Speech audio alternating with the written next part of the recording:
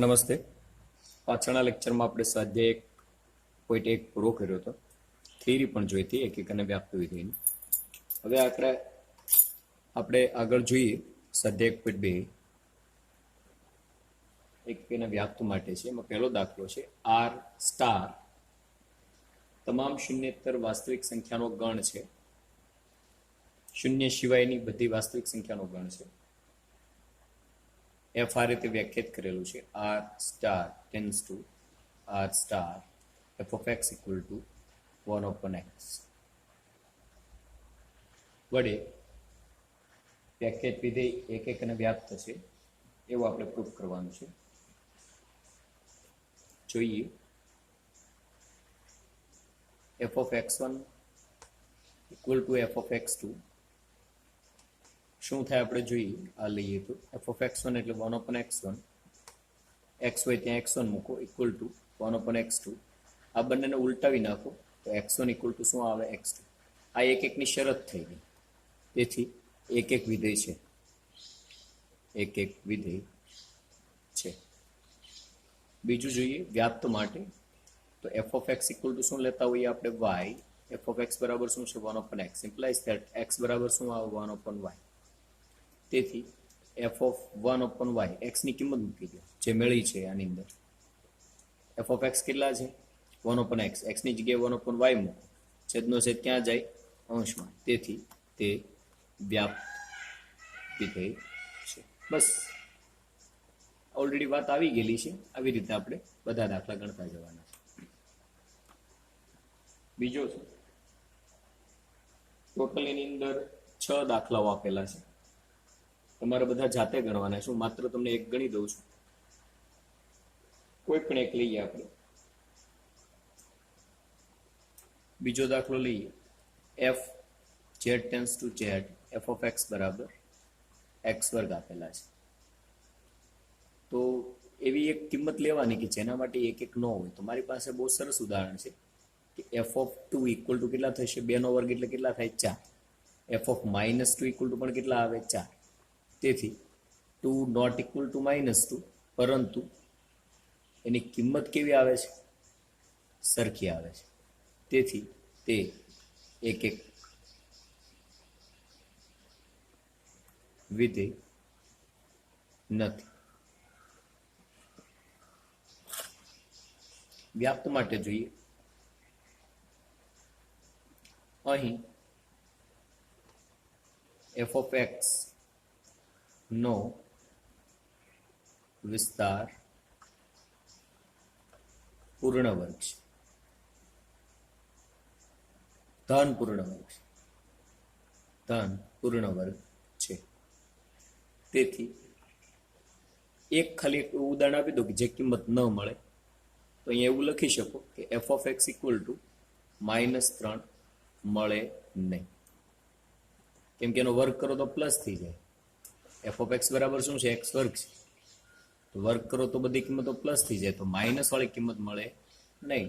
તેથી તે વ્યાપ્ત વિધેય નથી.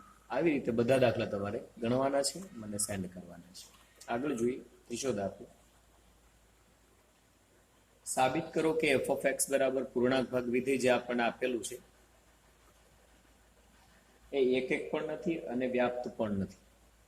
આના બરાબર શું આવે n અને n પ્લસ 1. ક્યારે n less than or equal to x less than n plus 1, n plus 1 less than equal to x less than n plus 2. બરાબર, આ રીતની ગમે એ કિંમત આવી શકે. તો આપણે એક કામ કરીએ કે f of 1.2 ઇક્વલ ટુ શું જવાબ આવે તમને બધાને ખબર છે. આનો નાનો પૂર્ણાંક એટલે 1 જવાબ આવે. f of 1.3 લ્યો તો આનો પણ જવાબ શું આવે 1.3 equal to it is also 1. તો એટલી તો ખબર પડે કે 1.2 which is not equal to 1.3, then f of 1.2 not equal to બેનો જવાબ કેવા આવે છે સરખા મળે છે 1.3. તેથી તે એક નથી, એક વિધેય નથી. વ્યાપ્ત માટે ચેક કરીએ તો વ્યાપ્ત માટે તમે જોવા જાઓ તો સૌપ્રથમ જે વિધેય છે એની પ્રદેશ અને વિસ્તાર જોઈ લેવાના r ટેન્સ ટુ r છે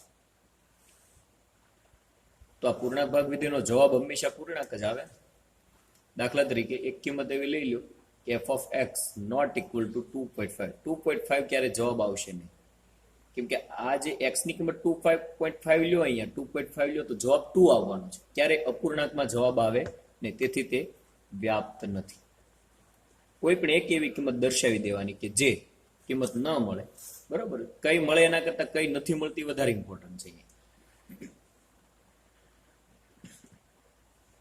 f r tends to r f of x equal to માનાક x હોમવર્કમાં બરોબર આ તમારે ચેક કરવાનું છે પાંચમું છે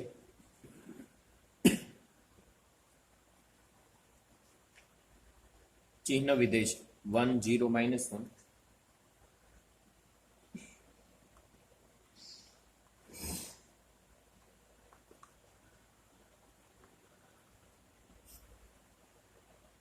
તો આ એક પણ નથી અને વ્યાપ્ત પણ નથી શા માટે નથી f of 5 5 સહિત 0 કરતા મોટા છે એનો જવાબ કેટલો આવશે 1 f of 8 8 પણ 0 કરતા મોટા છે તો એનો જવાબ શું આવશે 1 તેથી 5 નોટ ઇક્વલ ટુ 8 પરંતુ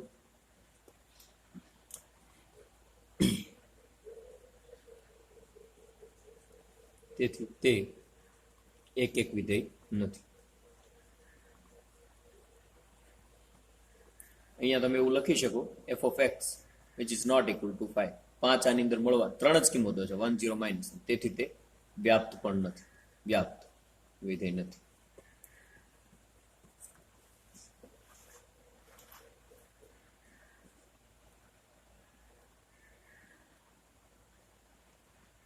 a tends to b આપેલો છે એની અંદર કયા ગણ છે 1 2 3 b ની અંદર કયા છે 4 5 6 7 f કઈ રીતે આપેલા છે 1 4 2 5 3 6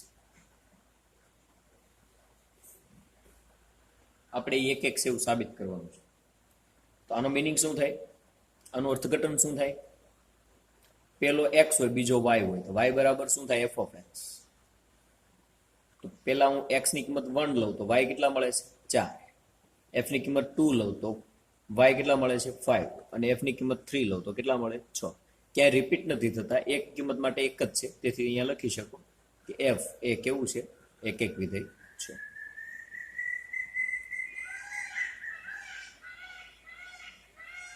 રીઝન શું થાય અનન્ય પ્રતિબિંબ મળે એવું કહી શકો આને પ્રતિબિંબ કહેવાય x ના પ્રતિબિંબ જ છે ને x મૂકો તો y મળે x મૂકો તો y મળે તો આ x ના પ્રતિબિંબ છે એટલે અનન્ય એટલે બે વાર રિપીટ ન થતા હોય તેવા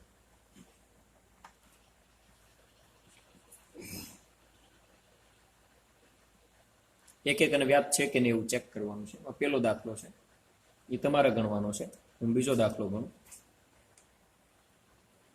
f r tends to r f of x બરાબર 1 plus x વર્ગ f of x1 equal to f of x2 આમ જોવા જાવ તો આ રીતે વ્યાખ્યાત નથી કરવું આપણે કિંમત જ લઈ લો ને એવું દર્શાવી દો ને કે જે એક ન હોય તો ઉદાહરણ લઈએ f of -2 equal to f of 2 પરંતુ -2 not equal to 2 તેથી એક નથી એક વિધેય નથી પછી આ લખવાનું કે f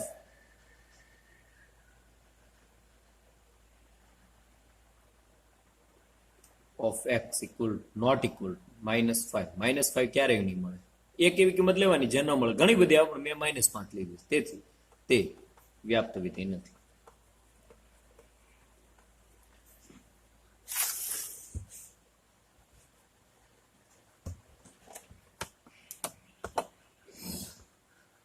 આઠમો છે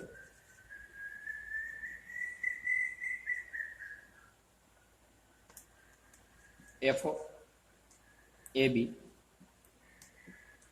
equal to b આવું આપેલું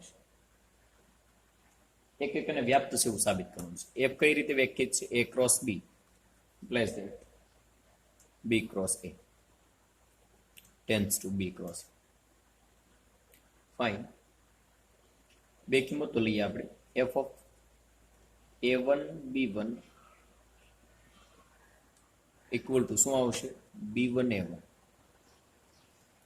F of a2 b2 equal to શું આવશે b2 a2 આ બેને સરખાવીએ f of a1 b1 equal to f of a2 b2 બે કિંમત સરખાવો તો શું થશે b1 a1 equal to b2 a2 તેથી b1 ઇક્વલ ટુ b2 અને a1 ઇક્વલ ટુ a2 તેથી a1 b1 equal two a2 b2 બરાબર આ ધ્યાન રે ક્રમયુક્ત જોડ જે છે એ આપણા માટે ચલ થશે આખો અહીંયા x ની જગ્યાએ આખું પદ છે તો આ આપણું પેલું પદ હોય તો a1 b1 equal two a2 b2 આપણે સાબિત કરવા પડે જો વિધેય સરખા હોય તો એની કિંમતો પણ સરખી છે તેથી તે એક એક છે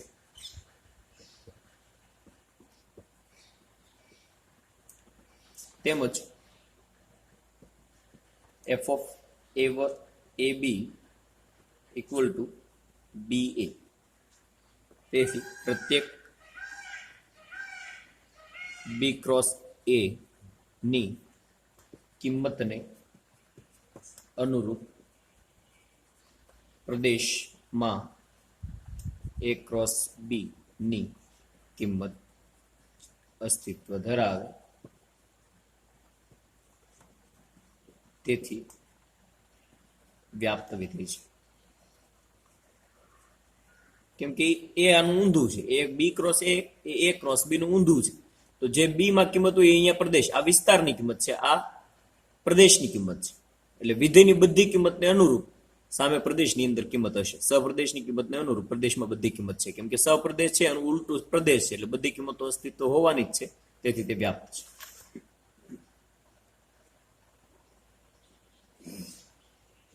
નવમો દાખલો જોઈએ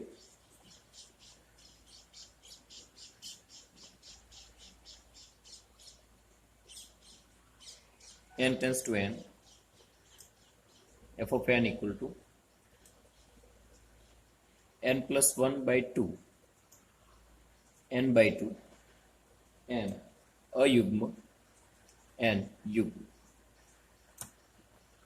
f3 લો ત્રણ કેવા છે અયુગ્મ છે અયુગ્મ હોય તો આ વિધેય લાગે 3 વત્તા 1 ના છેદમાં 2 ઇક્વલ ટુ કેટલા થાય 2 પછી 4 લો 4 કેવા છે યુગ્મ યુગ્મ છે તો આ લાગુ પડે તો 4 ના છેદમાં 2 એટલે 2 કિંમત સરખી નથી પરંતુ એના વિધેયની કિંમત કેવી મળી આપણને સરખી મળી એક એક નથી એક એક વિધેય નથી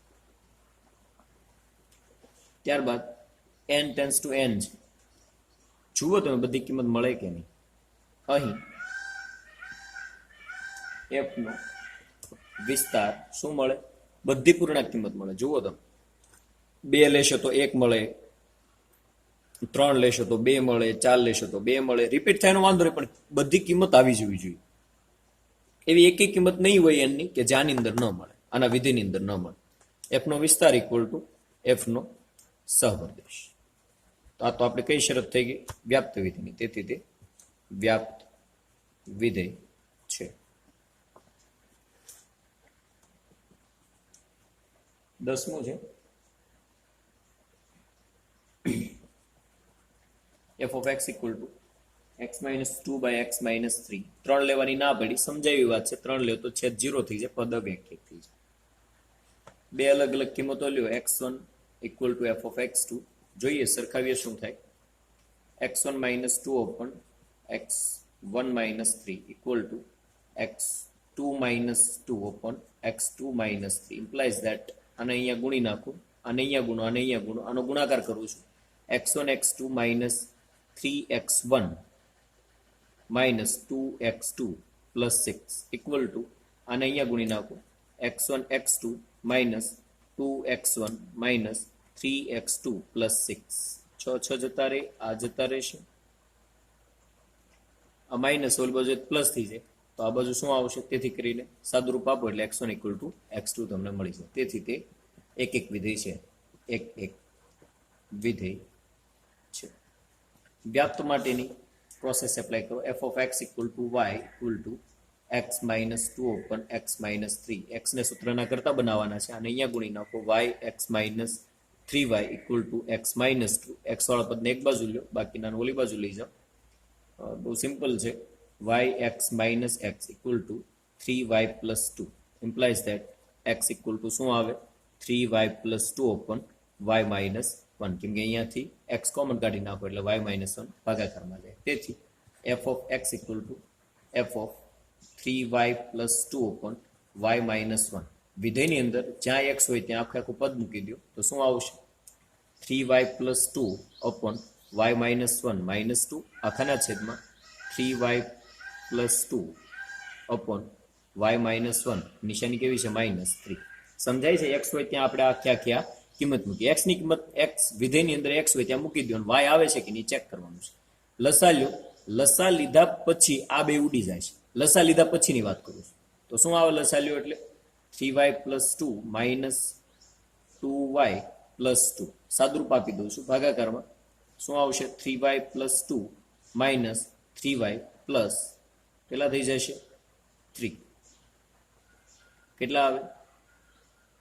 આઈ થિંક થ્રી નહીં થાય. વાય એક ભૂલ પડે છે, એક મિનિટ. અને અહીંયા ગુણી નાખું એટલે y x minus three y x minus two y x minus x three y minus two આવે અહીંયા. બરોબર, અહીંયા ભૂલ છે.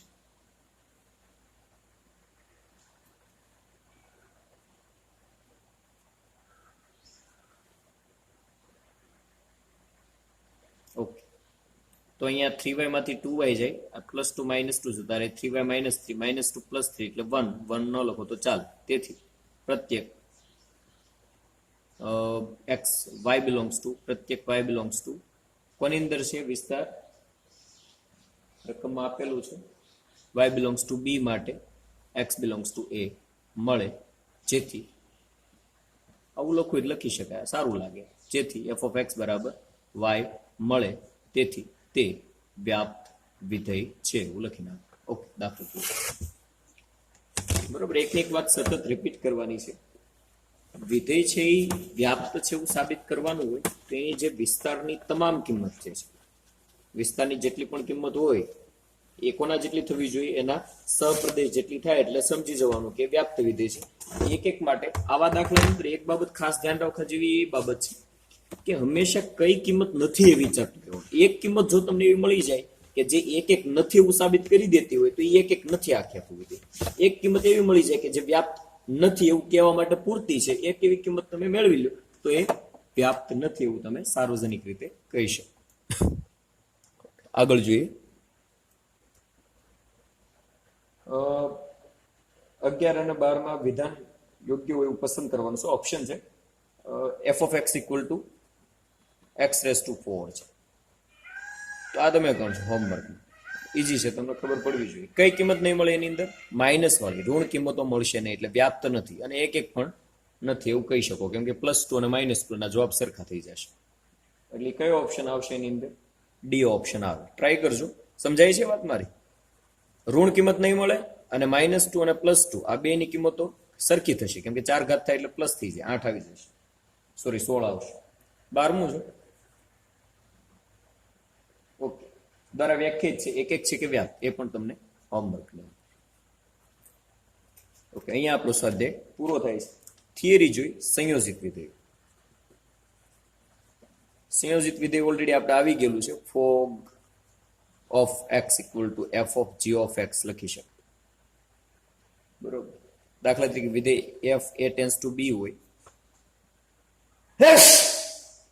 અને જી વિધેય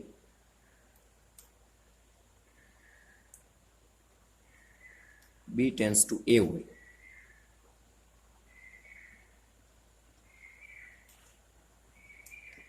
તેથી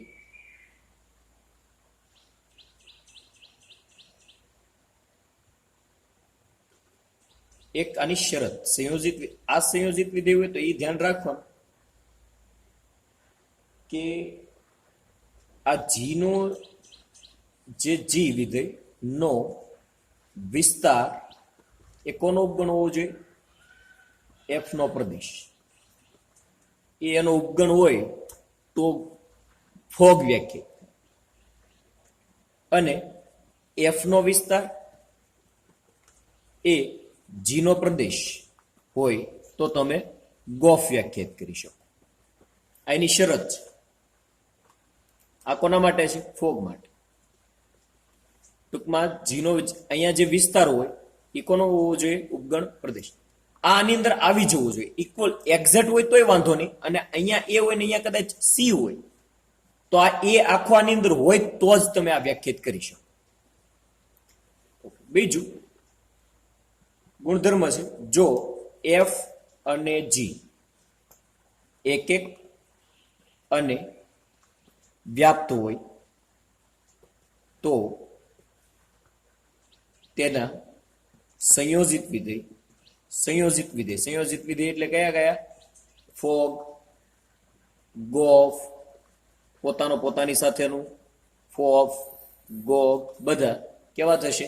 એક એક અને વ્યાપ્ત વિધેય થાય. બરોબર? જો એના સંયોજિત વિધેયના ઘટક વિધેયો જે છે એ એક એક અને વ્યાપ્ત હોય તો એનું સંયોજિત વિધેય પણ એક એક અને વ્યાપ્ત થાય.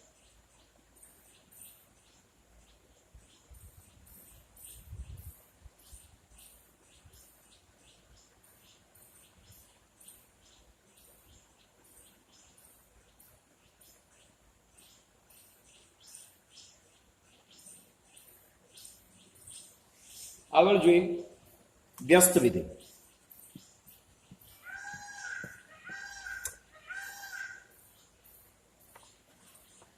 વ્યસ્ત વિધેય દાખલા તરીકે F A tends to B હોય તો એફ ઇનવર્સ આને વ્યસ્ત વિધેય કહેવાય. એ બી ટેન્સ ટુ એ થઈ જાય. પ્રદેશ વિસ્તાર તો વિસ્તાર પ્રદેશ ચેન્જ થઈ જાય ઇનવર્સમાં. કઈ રીતે મેળવવાનું એ આપણે આગળ જોશું. વ્યસ્ત વિધેય ક્યારે મળે? જો એફ એ એક એક અને વ્યાપ્ત વિધેય હોય તો જ એફ નું પ્રતિવિધેય મળે. આ ધ્યાન રાખવાનું. જો એક એક અને વ્યાપ્ત ન હોય તો એનું પ્રતિવિધેય મળે નહીં. કઈ રીતે મેળવવાનું? એફ ઓફ એક્સ બરાબર વાય તો આપણી પાસે હોય જ. તેથી એફ ઇનવર્સ ઓફ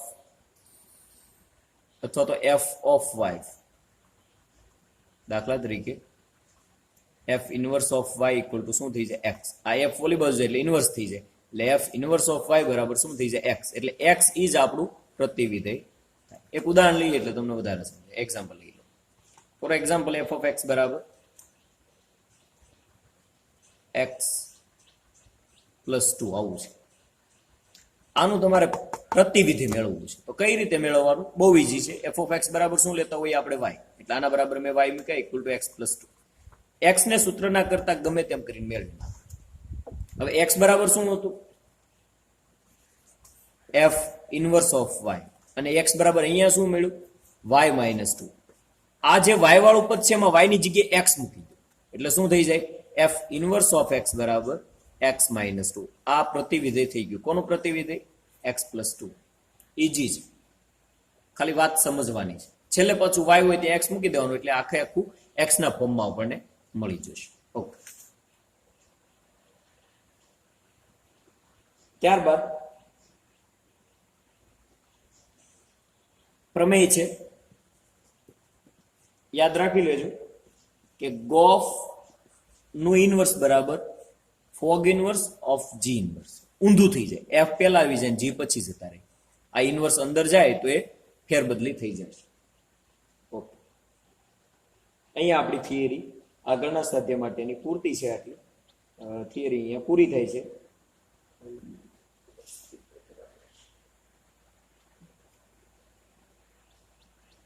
બસ આ જે મેં સમજાવ્યું એટલી થિયરી આપણા માટે ઇનફ છે. અહીંયા સુધી આપણે આપણું લેક્ચર રાખીએ. ઓકે.